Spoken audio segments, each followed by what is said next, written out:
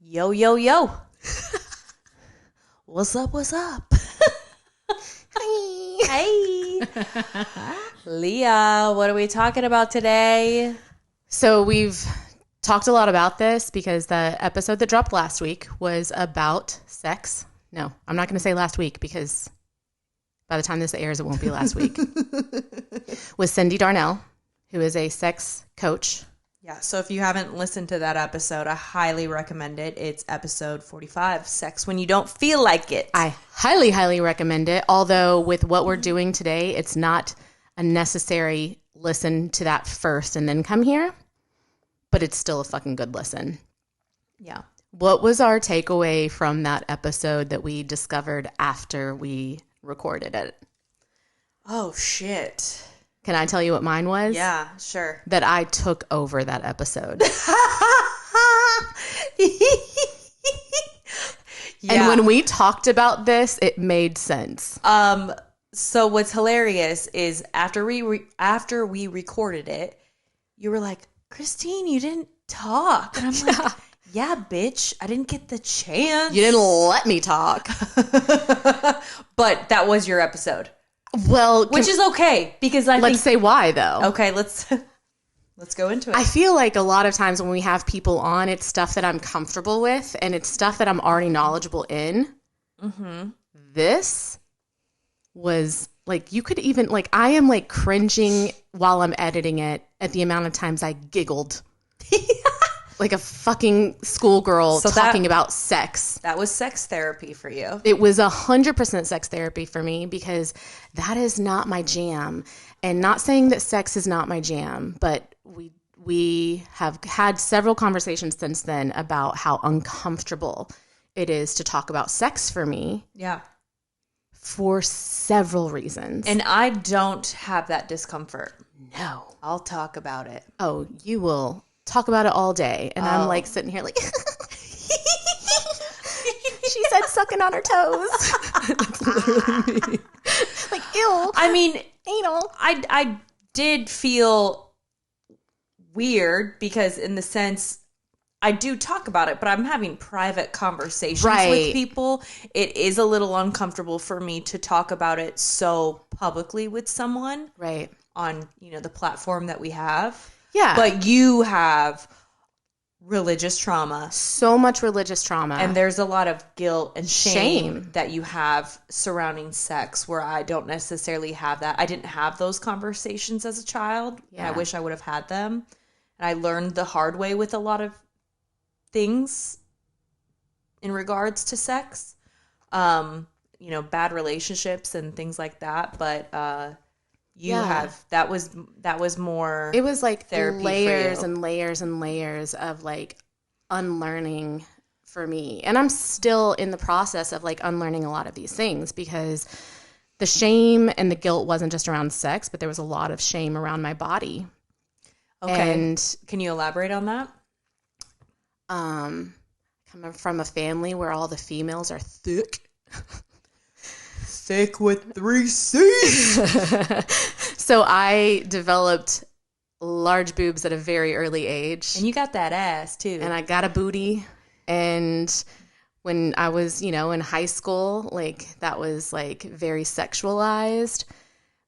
And my mom didn't like me to wear anything that would show cleavage or that was too tight. And I get that. But the thing with like that growing up was unless I'm wearing a muumuu, anything I wear is going to show that I have bigger boobs. And I have bigger boobs too. And I have always felt that. And what's interesting is most people are surprised that I have big boobs because for a lot of my life I covered them. I didn't show them off. I was literally about to say that. Yeah. Whereas I've gotten older, I've been more comfortable showing more skin. I'm still, like, I wear sports bras every day. So when I talk about getting a breast reduction, people are like, why? You don't need one. I'm like, girl, they are tamed and stuffed. Oh, I saw them. You did see them. They're some knockers. They are some big big old boobies. So there was a point in my life where I did go through a phase where I was like a bartender and I was sexualized, and the more sexy I felt, the more tips I got, and I would wear lingerie. Like I literally worked at a bar where that was our uniform. So like I didn't like just go to show up at work in lingerie. Literally that was our uniform. And I embraced it. Yeah. And then I had kids, and then I started feeling guilty and shameful again. But there's also like behind that shame, okay, if I wear a fitted t-shirt and a regular bra, they look giant because my waist is so much smaller than my boobs. Right. So that's why I wear a lot of oversized t-shirts, and you know this. Like I literally will like live in men's t-shirts because I feel like if it's tight, people look at me. Doesn't that make sense? Wow, and I am so opposite. I love a tight t-shirt. I'm showing these titties off. And I'm not saying that in a bad way. No, I'm just like very uncomfortable in my skin, and it's something that I know that I've got to work through. But also on top of that, and I said this in that episode, my dad was a sex addict. Yeah. So there was a lot of like, not only shame, but just we don't talk about sex. Well, and we don't discuss it. You don't have it. Like, this is bad and that's bad, and you shouldn't even be asking questions. Like, that was very much my life. Even the other day, I was like, you don't really talk about your dad very much, and the fact that he was a sex addict. And we talked a little bit more about that, but it's something that you don't necessarily get into. Yeah. The other thing I want to say is the conversation with me, you, and your husband, Jason. Can I say it? Go for it. Okay. Well, we were talking. I think we were talking about sex, which that sounds kind of weird. That I was like talking about sex with you, and we were okay. I think that sounds weird because it came up after we recorded that episode, right? Leah and I, and then after we recorded the episode with Cyndi, Leah and I were having a private conversation about sex, and we went upstairs to have lunch, and we continued the conversation with Jason. And something that you used to say. Yeah. Used to. Said it like 15 years ago, 17 years ago when we first started dating. I said it 17 years ago. That you don't talk dirty in the bedroom because that's like a slutty thing to do. Yeah. I don't do that because I'm not a slut. Yes. So there was almost like a condemning people. 100%. But it's because it's what you got taught. Right. And I think I do appreciate that you are like talking about that and owning that because you've evolved from that. And I think it's okay to change your mind and grow and learn, but it is what was ingrained and conditioned in you. But I've also learned in the past couple of years that by that being my mentality 17 years ago when we first met, that stuck with him. Oh, yeah, it did. It fucked him up a little bit, you know? Yeah. And so I do want to get into, like, how things are now. Right. Because I did say in that episode with Cyndi, like, our sex life now is much better. The quality of our connection is so much better. Why?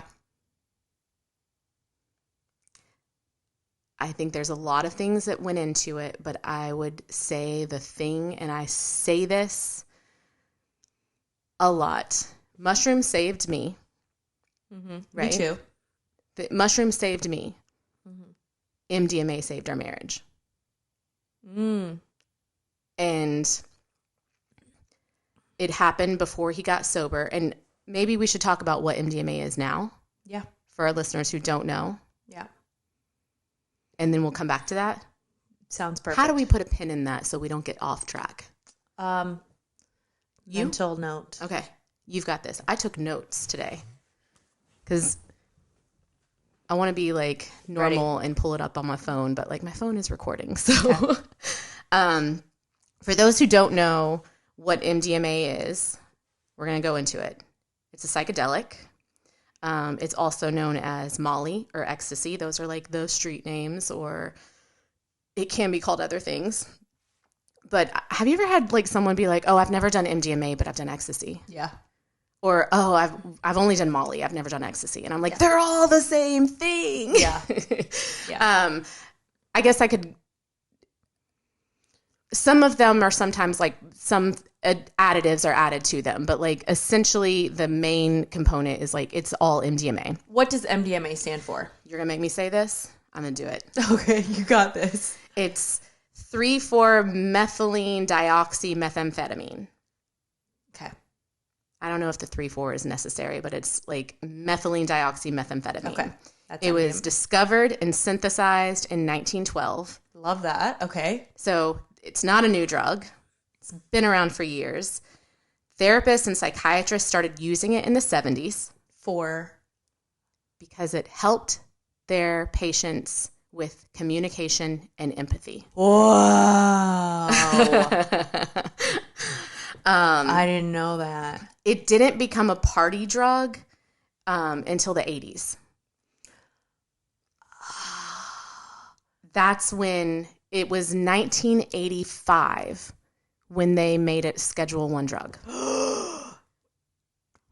So this is kind of the same with like psilocybin and LSD and all of these other drugs were used in therapeutic settings for a reason. For treatments. For treatments. And then somehow along the way, this happens with everything though.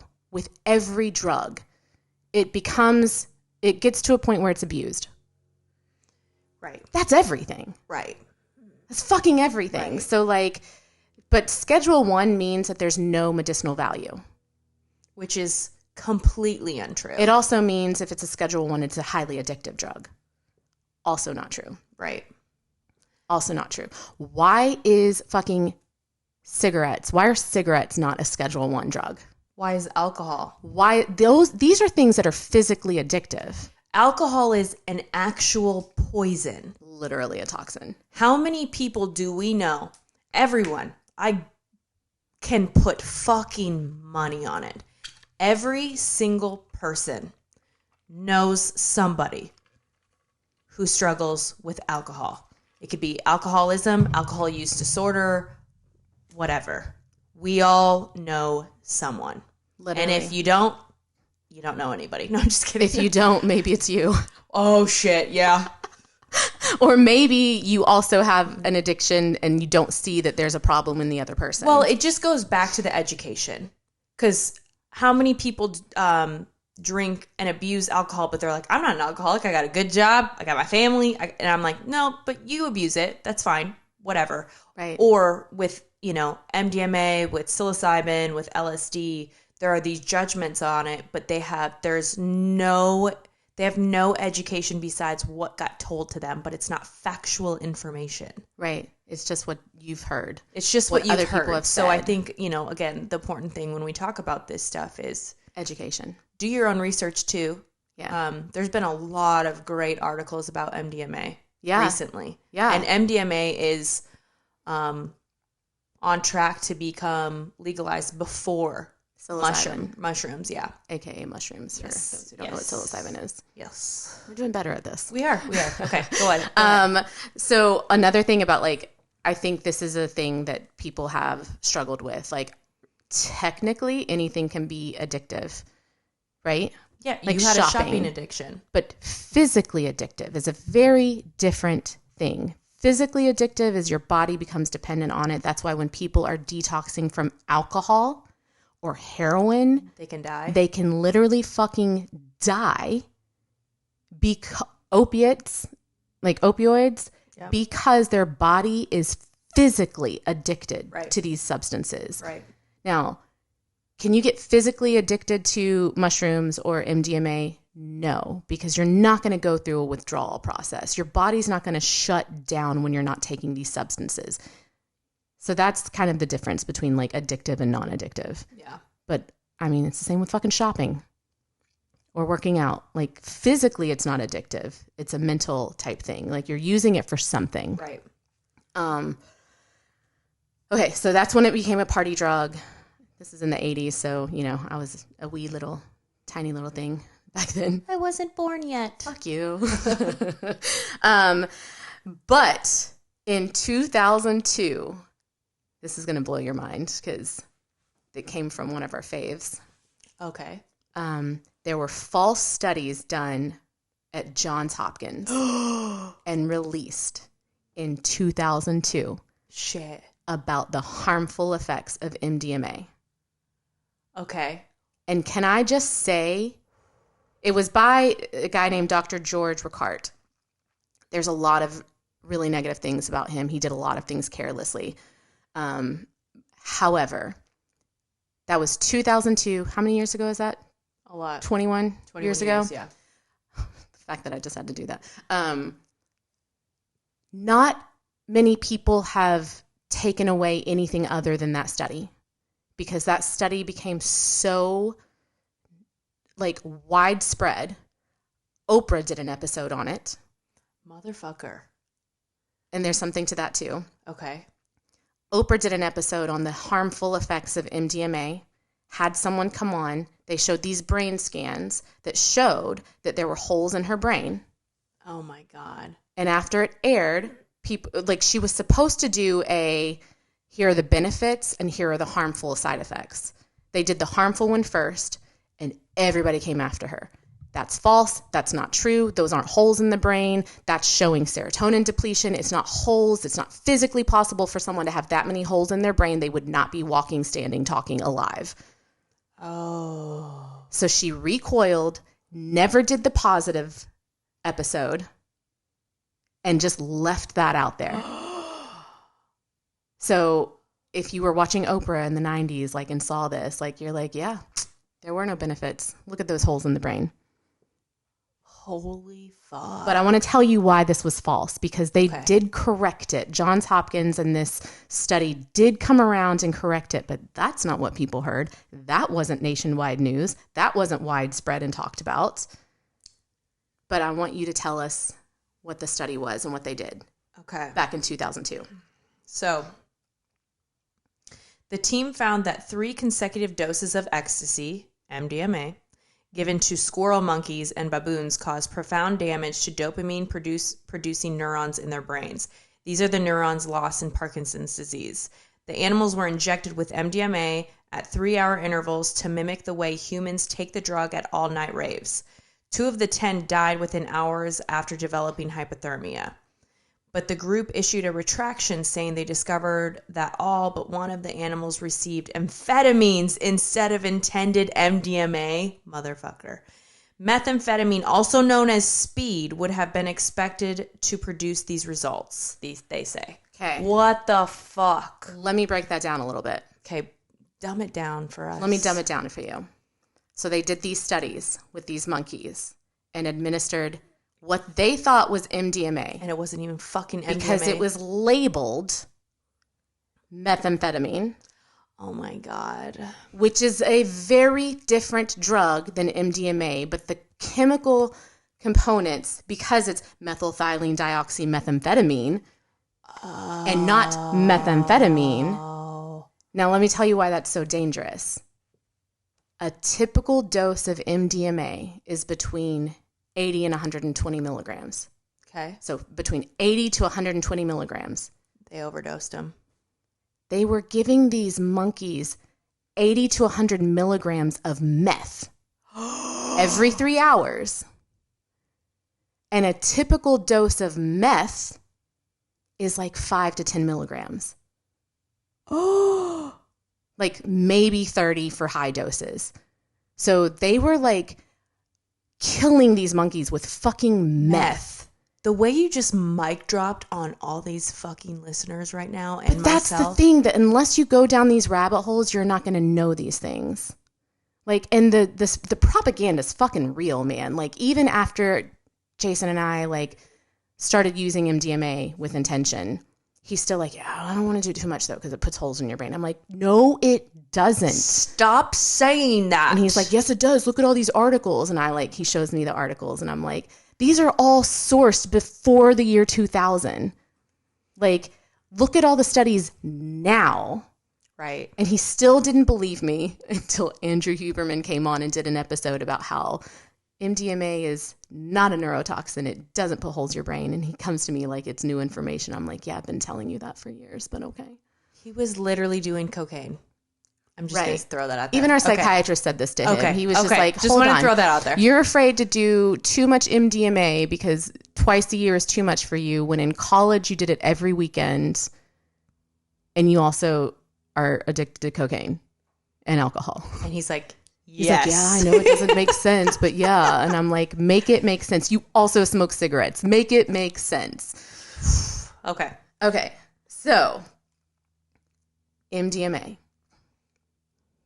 Hell of a drug. No, I'm just kidding. It's not going to fucking kill you. But also, with everything that we have said, anything can be used with recreational use and not intentional use. Anything can be overused. I could not imagine doing it as like a responsible adult. No. Now, and the way that it works, I never was that like rave party scene. I never did MDMA recreationally ever, even in college. Like, never did it. Neither did I, ever. I never did anything. But I think a lot of people did that, and so that is how it became like this party drug. All right. Take the pin out. Okay. How MDMA saved my marriage. There we go. Before my husband got sober, I had said something about like, I'm not happy. I want a divorce, And he was like, give me 6 months. I'll make it right. I'm like, okay, you get 6 months. At the end of the 6 months, I'm like, still not happy. My needs still aren't being met. He did a last resort, had like Googled something about MDMA for couples, sent me the link. I don't know if I know this. I don't think you do. Okay, well, let's go. Go on, girl. Because this wasn't my idea, which is shocking. I love that. But this is after mushrooms for me. Okay. So I was open to it. Because before I was like, I'm not doing drugs. But he sends me this article that's like MDMA for couples. And I read the article and I'm like, yeah, I'd try that. And he's like, okay, because I got some. Ooh. I was like, oh, okay. So we did this one night, and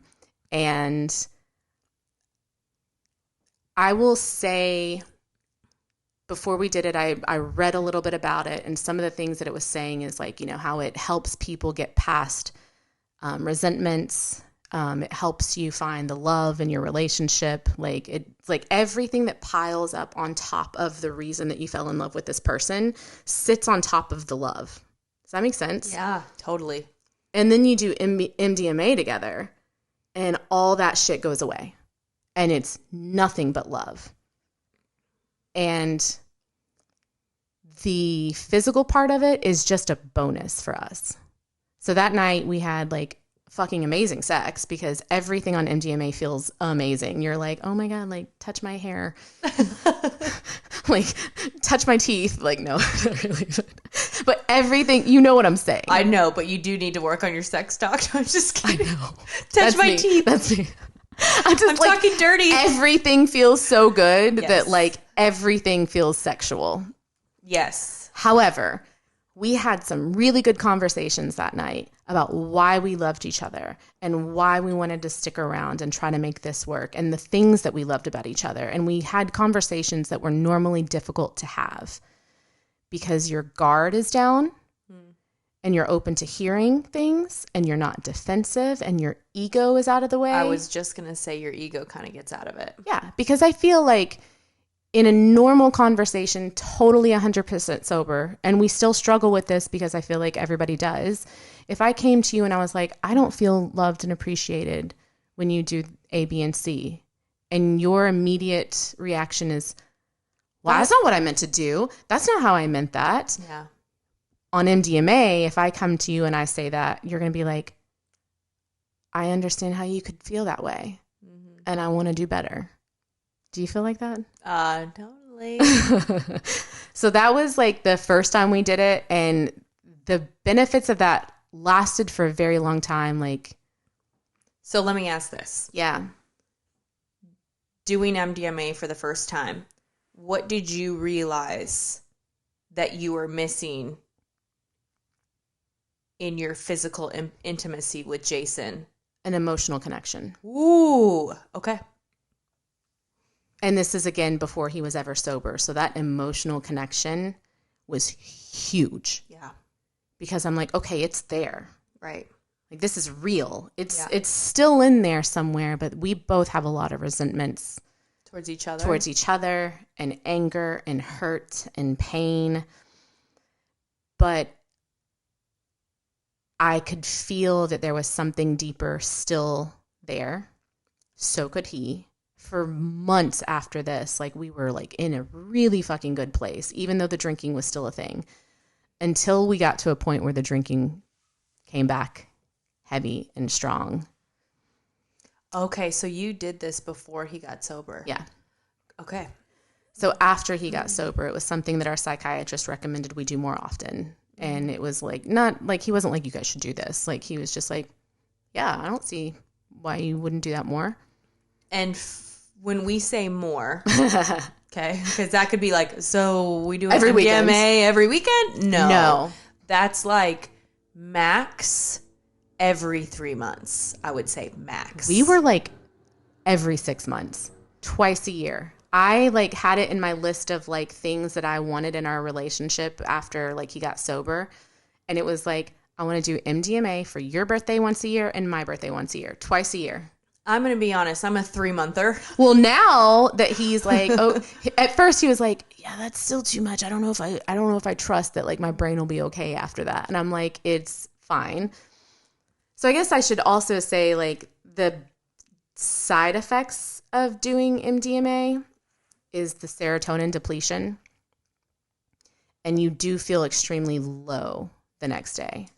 And I think it depends on the person.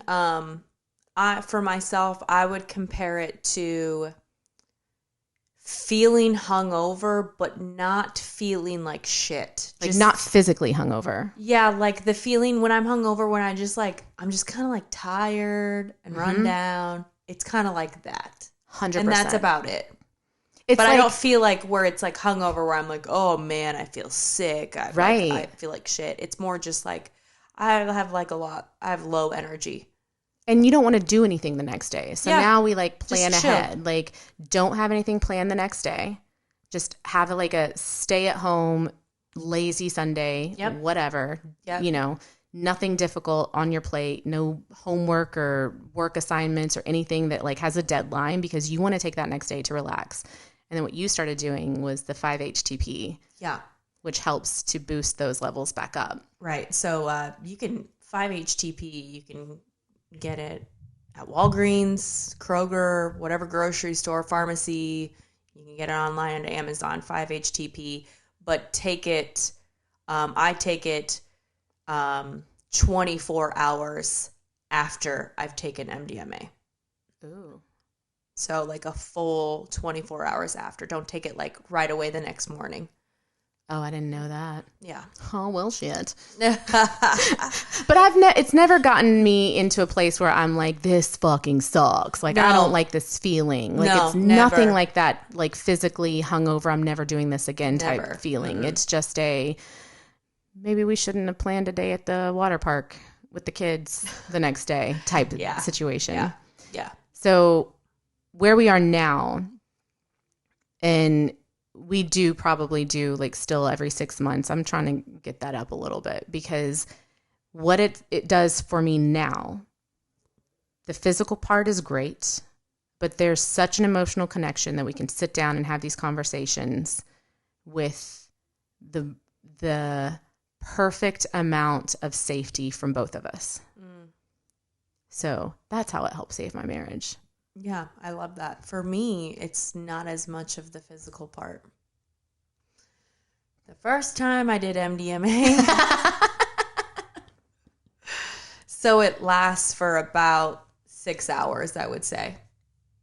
Okay, yeah. Yeah. I would say, 6 hours. I feel like the peak of it is like around 3 hours. Yeah. But then it's like the come up and the come down. Right. So, yeah, right. Totally. The first time we did MDMA, I talked the whole goddamn time.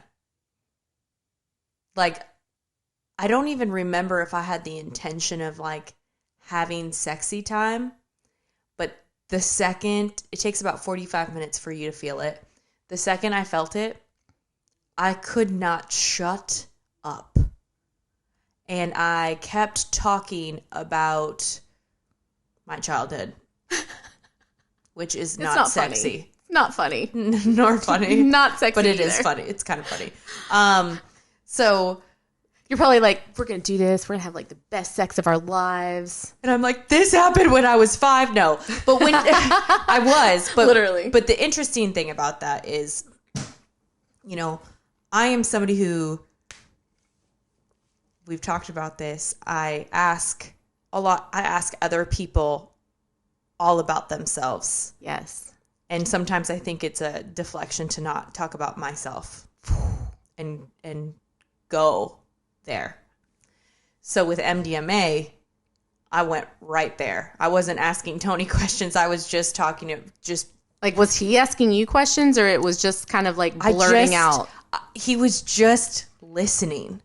And MDMA and talking, this is why it's so great with couples, because for me, it was a way for me to talk about my past and to talk about my trauma and things that happened to me in my childhood that were really, really painful.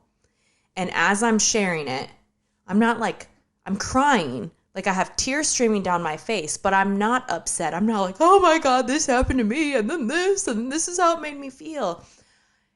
It's like a release. Like, I'm talking about it like I'm talking to you right now, but I just have tears streaming down my face and I just keep going. And it's almost like, it was for me word vomit.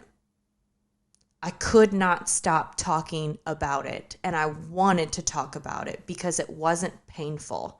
And Tony wanted to listen because he wants to know, like, oh, that happened to her. That makes sense on why now she does this and this and this, and this is why that was probably such a trigger for her when we had this argument or whatever.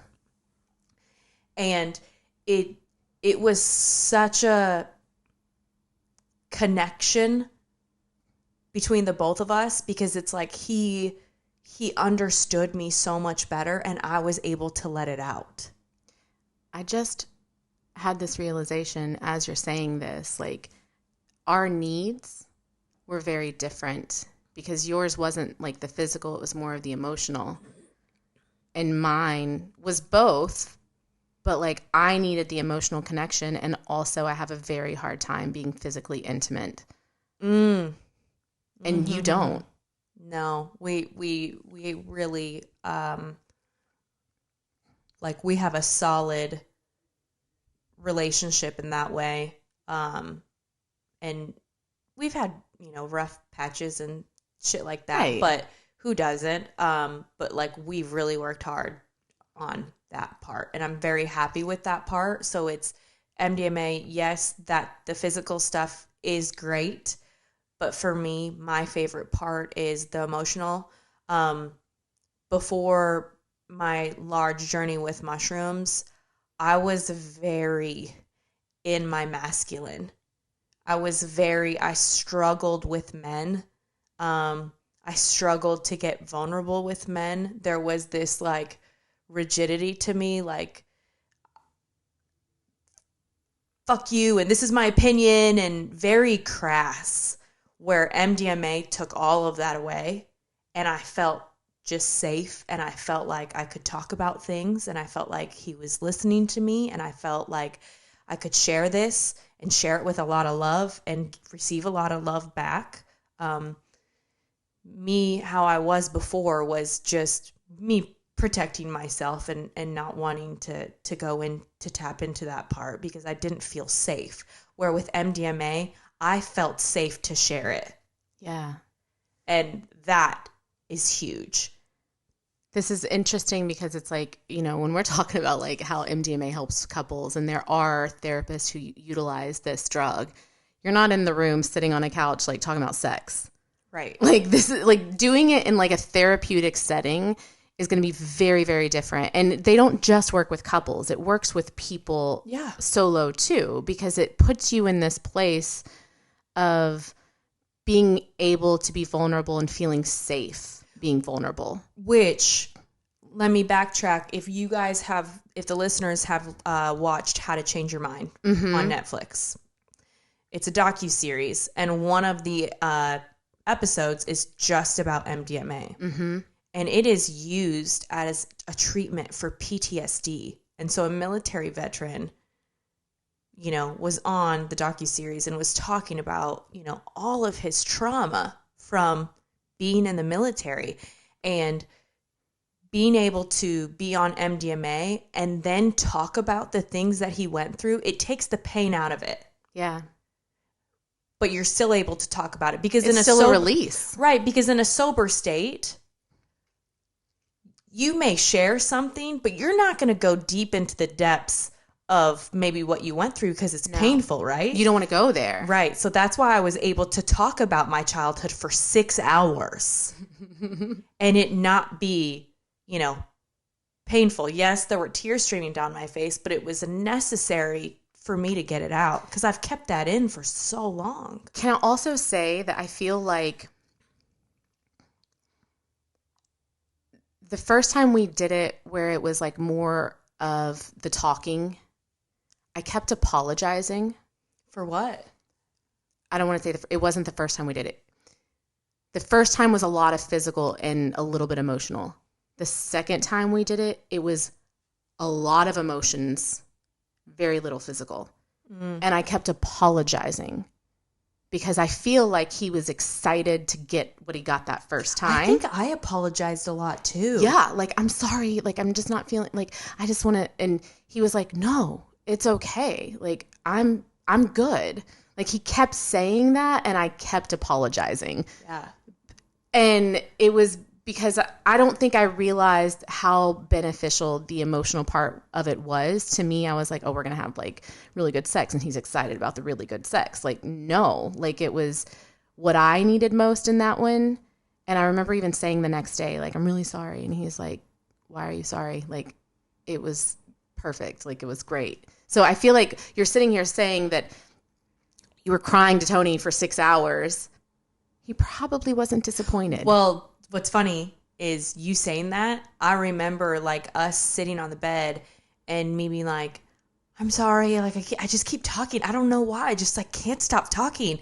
And he was literally like laying on his side, like with his head in his hands. And he's like, no, I love it. Like David Hasselhoff. I'm like imagining David Hasselhoff like right now. Because I'm pretty sure like we're not wearing clothes. But that to me, that feeling is love. Right, because that's the other thing with MDMA. I am so weird about eye contact. Oh. Like, I do not with men. Oh, okay. With men. Like, you're saying that as you're looking me in the eyeballs. I know. I was like, I don't think I've ever noticed that. No, with men. Okay. Oh. In intimate situations. So I don't like to look at people in their eyes during that, when sexy time is happening, because I'm like, oh God, don't look at me. That's weird. I feel uncomfortable. Where when you do MDMA, you're like staring into that person's fucking soul. Literally. So I was like, staring into his eyes and being like, yeah, so this happened when I was 7 and it really sucked and blah, blah, blah. And he's just like sitting there and he's like, oh my gosh, listening. But also, while we're talking, we're holding hands. Yes. He's rubbing my back. He's rubbing my arms. He's like telling me everything's going to be okay. That feeling. And it's the fucking best. It feels unconditional. There is so much love. You feel so much love. You are able to talk about really difficult things and put the egos aside and just hear each other and love each other. So you just reminded me of something. It's also like, it was nicknamed like the love drug. It is such a love drug. The love drug. There was something he said the first time we did it. And again, I'm going to say, again, this is like pre-sober Jason. But we were really struggling because I was like, we are so different. Why are we together? Like, why did you stay with me if I wasn't the type of person that you wanted? You know, it was not on MDMA. This is like pre-MDMA. Yeah.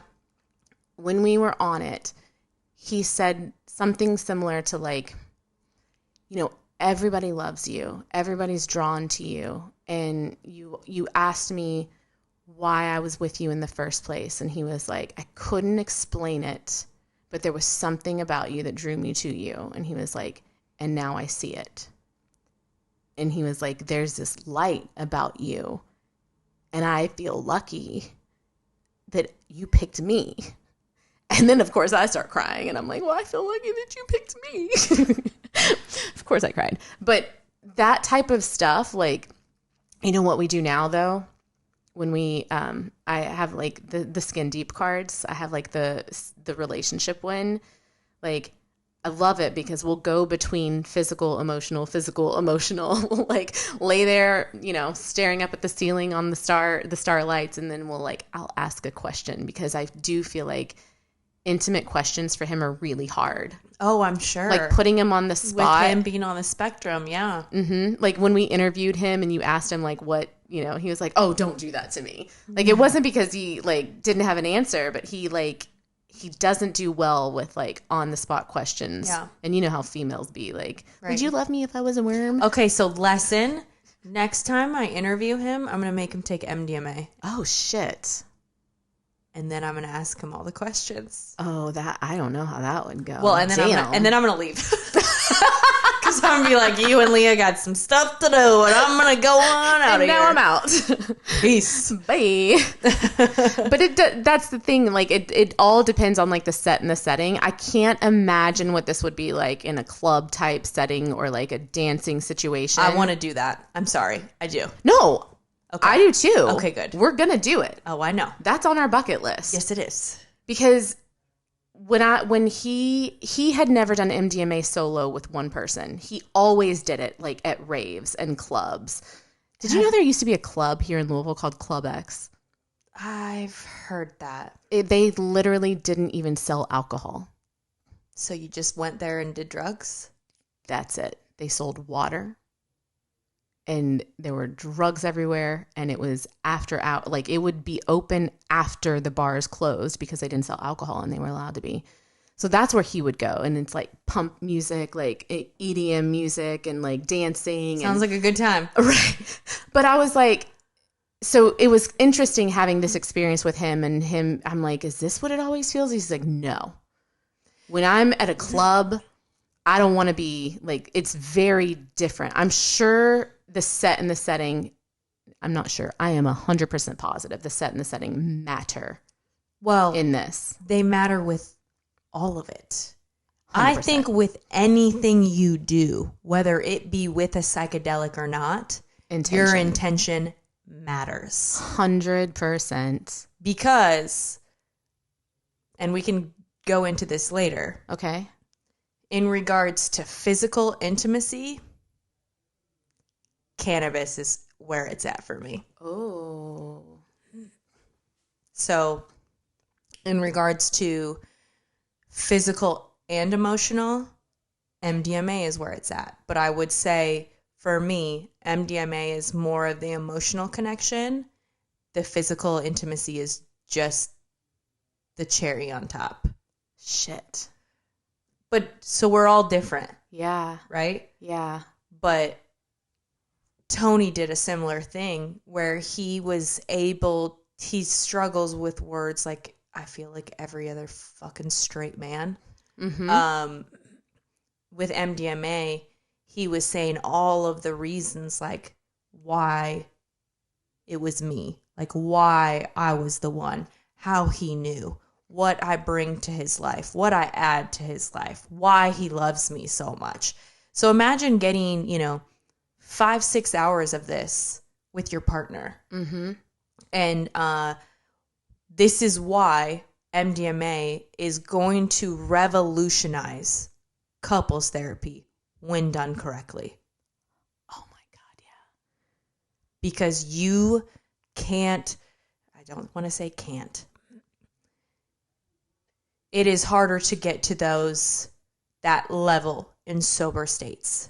Yeah. Because our ego gets in the way. Yeah. Or, biases, whatever, where it takes all of that out. So, same thing with cannabis. Yeah, people can use it to escape. I use it for sex. So I will say the last time we did this. MDMA? Mm-hmm. Okay. You know about it. I'm sure I do. But You absolutely do, because it was after we recorded this Cyndi episode, and we knew we were doing it that night. Yeah. So before we did it, I started bringing up sex and talking about it in the way that Cyndi said is like necessary. Mm-hmm. Get these uncomfortable conversations out of the way. Mm-hmm. And they are uncomfortable, especially when you don't have those conversations often. Oh, sure. Or, I do want to say and backtrack in the episode, she was talking about like talking about it with your friends. And I think she said something similar to this, but like, it also matters what your friends believe, because if you are like in a group of guys sitting around the fireplace talking about women and objectifying them, that is not talking about sex. Can I also add to that? Yeah. Men who are like that, ooh, and who objectify women, or, they don't treat women with respect, and they sexualize women and think that they, if a woman posts something, they can say or treat or talk about her however they want. I'm just going to say this. Y'all don't probably know where the fuck a clit is. Okay? So it is not just about quantity and how you talk about like, oh yeah, I'm going to bang her. You're not doing it right. It's not a flex. It's actually super fucking embarrassing. And be better. Is. Be better. Thank you for that. You're welcome. Fucking A.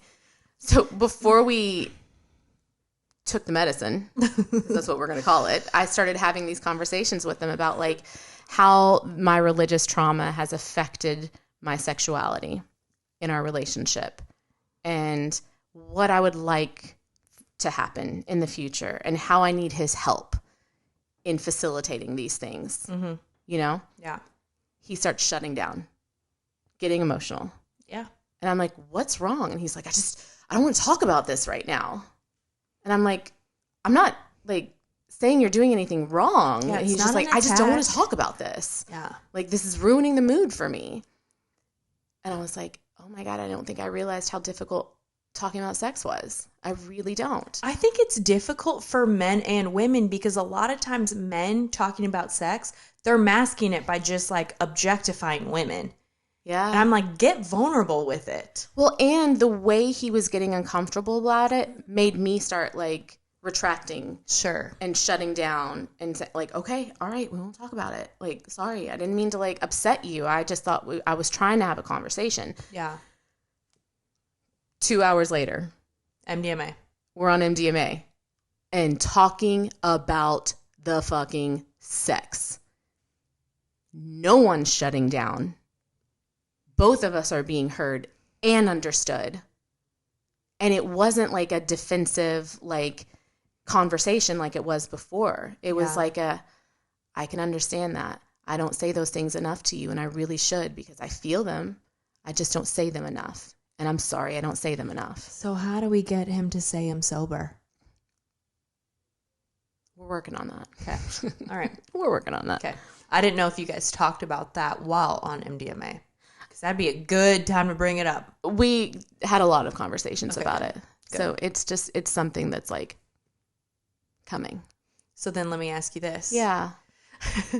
What are things when you're not using the medicine that you do to help with your religious trauma and the shame that you feel around sex? I feel like that's still a work in progress. One of the ways that I feel like I am doing that is through the somatic movements that we do, the embodiment, the women's embodiment circles that we do. So for those that don't know, this women embodiment circle that we go to sometimes when we can is it's a group of women that get together, and Lindsay, the leader in this, she plays songs and we are able to dance. And a song could be like, all right, something about your inner child and channeling that and dancing like a kid. Or it could be something of finding your sensual side and dancing sexily. But there's not like, you don't get to do that at a bar, because usually at a bar, you're getting stared at. You're getting stared at and objectified by creepy ass men, where this is a safe space for women to just tap into those parts of themselves and not feel like they have to be performative or they have to worry about being looked at. Okay, but we've done 2 of these now. And after the first one, I am shocked that I went back for the second one. But I told you, I was like, that felt good. I'm still uncomfortable. Which is okay. But there is something good that comes out of feeling uncomfortable if you like sit with it.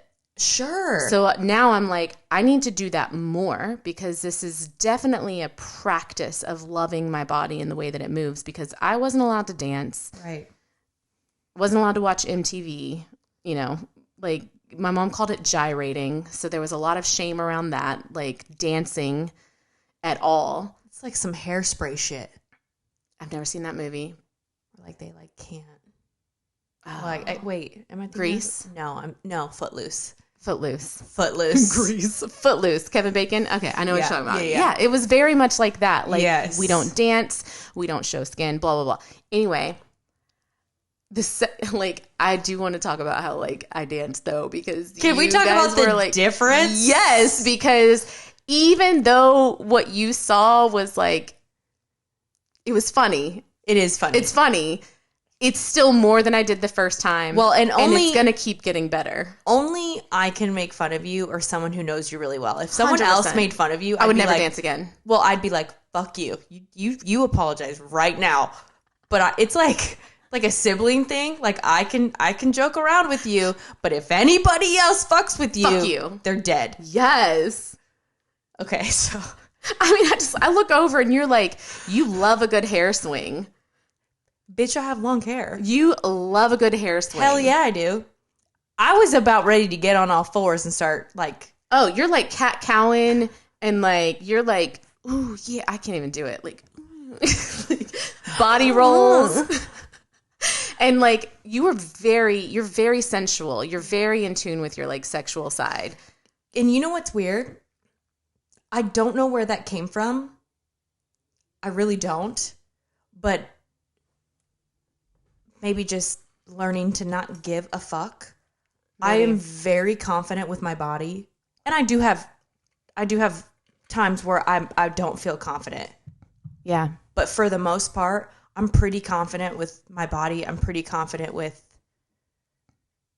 that sexual sensuality and part sexuality. Of me. Yeah, and as I've gotten older, I've gotten even more comfortable and confident. So pretty soon, I'm 5 years from now, I'm just going to be walking around naked. You're going to be like the baddie grandma. I am. My tits out. I thought I was in my head, because I try to keep my eyes closed, because if I see someone looking at me, I will shut the fuck down. So they're half open, half closed, but just so I know where I'm going and so I don't run into somebody. And what's funny is we're in a circle. Yeah. And you're always next to me.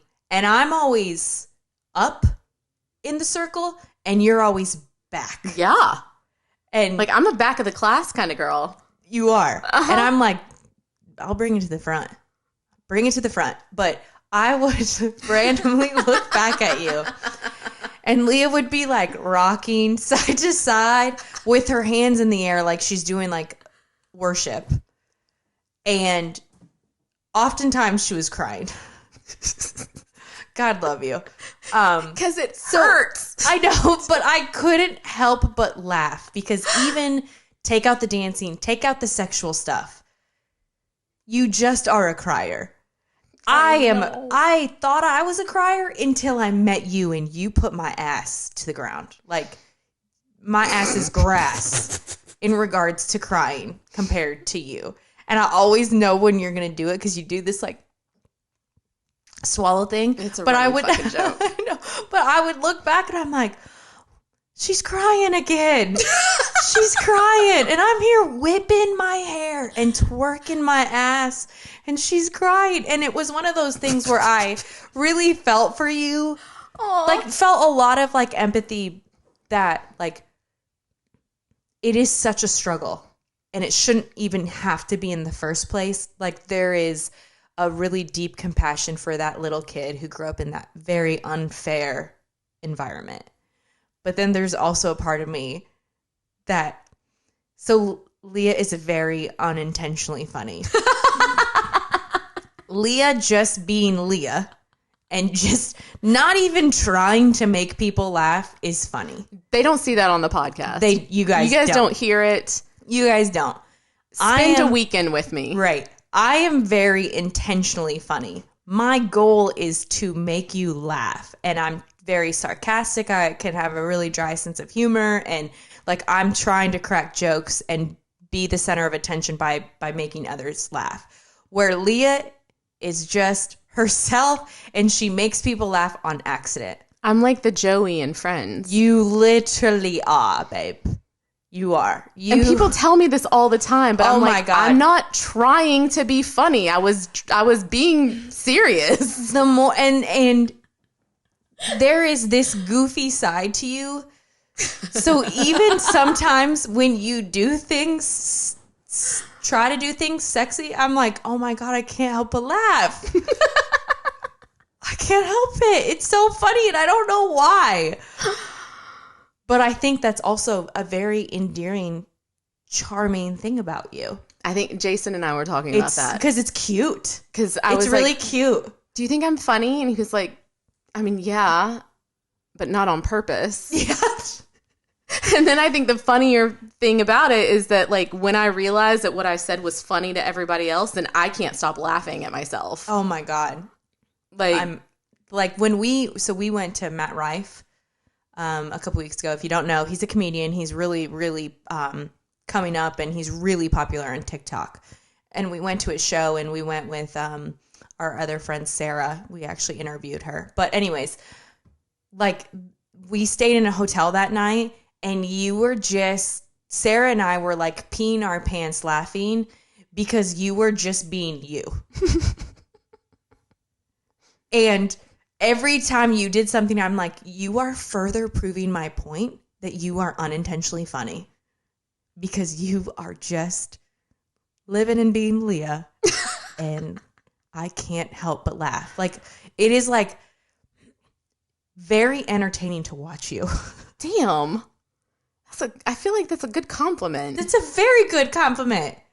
But it's in like a, she's going to say something. I'm being like, where the fuck did that come from, Leah?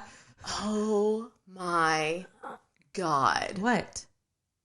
That's how my middle child is. 100%. The shit that comes out of his mouth is so left field we're like, where the fuck did that come from? I think Austin is the most like you. Really? Not Elle. I have always called Austin like my child who was born high. I think Austin is the most like you, not Elle. Huh. That's funny. I think the way he questions things. Oh yeah, no, he's a I think he's like either a 3.5 in human design or like a 5 something. Mm-hmm. He's very much a rabbit hole goer, wants to know details, wants to know everything, but why? He looks the most like you. I think his kind of just goofy, charming, endearing personality is very similar to yours too. Yeah. Mm-hmm. Elle is more like the emotional part of me. But sure, I can see what you're saying. I'm just not realizing this. Mm-hmm. Damn. Mm-hmm. Damn. Mm-hmm. Yeah. Yeah. Okay. I mean, that's it. That's all I got. That's all I got. So what I'm working on is I'm doing my best to like overcome all this like fucking trauma. I would love to do like, I did a pole dancing class years ago. That was cool. Oh, I would love to pole dance. I've wanted to pole like dance for so long. Like, I've been asking Tony for probably the last year to put a stripper pole in our house. And I know people may judge that. I like the workout, and I don't think it's bad that women are sexy. It is. And own their sexiness. We did our class years ago. It was a bachelorette party, and the girl who owned the studio was like a national competitor for the National Pole Dance Federation. Okay. Is that a word? There's a thing. I didn't know that was they a thing, compete though. every year. Okay. And she was like one of the champions. I love that. So she taught us an entire routine. And the next day I was like, I have a whole new appreciation for what they do. Yeah. Because this shit is not easy. And it's fucking talented. Like the strength and the court. I mean, God bless them. But like, I think it's important to have these conversations about sex. I think it's okay for women to be sexy. I think it's okay for men, you know, to work on being more emotional and vulnerable. I think it's okay for moms to be sexy. Mm-hmm.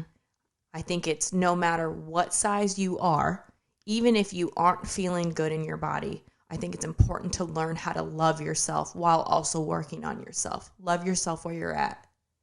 I love that. I do too. Love yourself where you're at. Yeah, you can. We all have room for growth and we all have room for improvement. But it's really important to love you where you're at, even if you want to improve. That's a never ending thing. So I also want to say this before we close out. Okay. We are not telling anybody to go do drugs or to do MDMA. I mean, I am. No, I'm just kidding. But also know what you're doing, know how to do it correctly, be safe. If you have questions, we are very responsive. Shoot us a message, ask us a question, but make sure you educate yourself before using these substances so you use them correctly with the right intention. Yeah. And safely. Yeah. And with that safety then comes, you know, an effective experience. There you go. And I want to add too, yes, the sexiness is great, but for me, I'm going to continue working on my safety and letting out emotions and vulnerability. You were saying earlier you were like in your masculine so much, and I feel like I was always too far in my feminine. Yeah. We talked about that on MDMA last time too. Yeah. Like how I'm so far in my feminine. But when I was like going down the list, I was like, but there are things that I'm doing now that are more of the masculine, like defending myself. And I'm doing less in my masculine, more in my feminine. We should do an episode on what that means. I agree. Also, because I used to think that just like being feminine meant like you're super girly, into pink. Mm-mm. Masculine is your tomboy. Not it. No. Not it. No, and we can get into that later. Yeah. But what I did want to say is, shoot, I just fucking lost it. Oh, I'm sorry. It's okay. Oh, I know. I got it. I've gotten a few comments that people think that we're sisters. That like made me laugh. Which is hilarious because I'm like, different race, babe. Like Different you're race. brown. Yeah. I'm white and freckly. Which, thank you. I take that as a compliment because I think you're absolutely beautiful. Same. But I like that we are showing our differences and how different we are with our healing, with how we use psychedelics, what works for us. And, you know, like I said, you are tapping more into the sexual part with MDMA. And for me, it's a lot of emotional. Yeah. So, and I think it's important that we continue to highlight that. Yeah. So Love that. love that. Different strokes for different folks. I love that too. Love it. All right. We will wrap this up. And again, if you guys have any questions, reach out to us. Hope you enjoyed this conversation. Hope we were a little bit more informative than we usually are, just jumping straight into drugs and not really explaining what they are. And if you think that somebody could benefit from, you know, doing this with their partner, send them this episode. Yeah. So Lots of stuff out there about this, but especially ours. All right. We will talk to you guys soon. See you on the other side. bye.